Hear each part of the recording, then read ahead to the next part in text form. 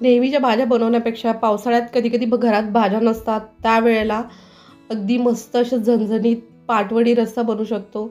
नेहमीचं पिठलं बनवण्यापेक्षा या प्रकारची पाटवडी आणि रस्सा बनवून बघा. मस्त पावसाळ्याचा खमंग बेत. भाजी नसेल किंवा असंही रोजच्या पेक्षा थोडंसं काही वेगळं खायचं असेल तर नक्की ट्राय करून बघा. आता मी कढईमध्ये थोडंसं तेल टाकलं आहे. त्यात जिरं मोहरी परतून घ्यायचे आणि मी 3 हिरव्या मिरच्या आणि लसूण मिक्सरला वाटून घेतला आहे. तुम्ही हवं तर लाल तिखट वापरू शकता.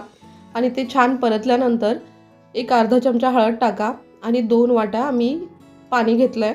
2 वाट्या बेसन घ्यायचं असेल तर तेवढंच 2 वाट्या पाणी घ्यायचं. जेवढं बेसन तेवढं पाणी.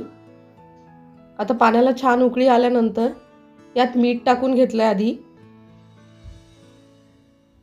2 वाट्या बेसन घ्यायचं त्याच वाटीने आणि जसं आपण पिठलं हटून घेतो त्याच प्रकारे हे पहा पटकन तयार होतं. जर तुमची कधी-कधी घट्ट झालं किंवा वडी थापल्या नसेल होत किंवा बेसन हटताना कडक झालं, पाणी कमी झालं तर गॅसवरती परत गरम पाणी टाका आणि मिक्स करून घ्या. आता हे ताटाला मी तेल लावलं आहे आणि त्याच्यावरती छान वड्या अशा थापून घ्यायच्यात. थोडंसं हाताला पाणी लावून घ्या कारण ते गरम आहे. गरम असतानाच थोडं हटलं तर छान वड्या तयार होतात. एकसारखा आकार देऊन म्हणजे पूर्ण वड्या एकाच साईजच्या होतात. जाड किंवा पातळ होत नाहीत. या प्रकारे जर तुम्ही सेम माप घेतलं तर अगदी छान मऊसूद वड्या तयार होतात. आता ह्याला थंड करायला ठेवू आणि जो आपला कट आहे रस्सा तो तयार करून घेऊया.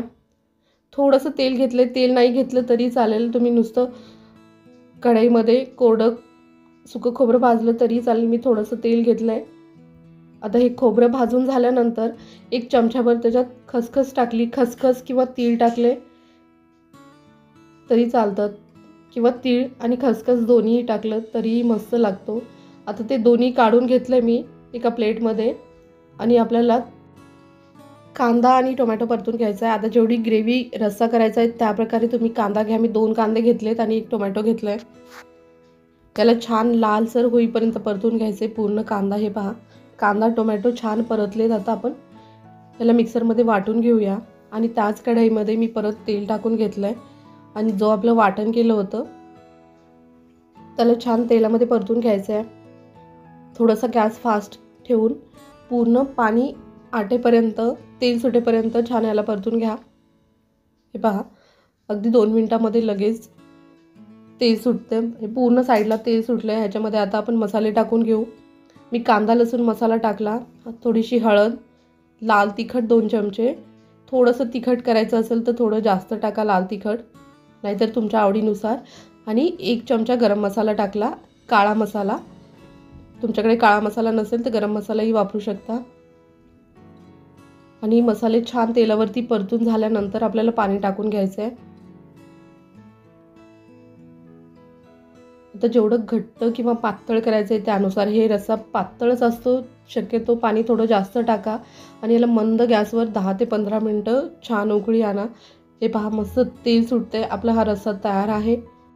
जेव्हा आपण बाकीचा स्वयंपाक करतो तर बाजूच्या गॅसवरती बारीक गॅसवरती याला छान मस्त उकळी आणा 1-10 मिनटं आणि आहा मस्त असा रस्सा तयार होतो.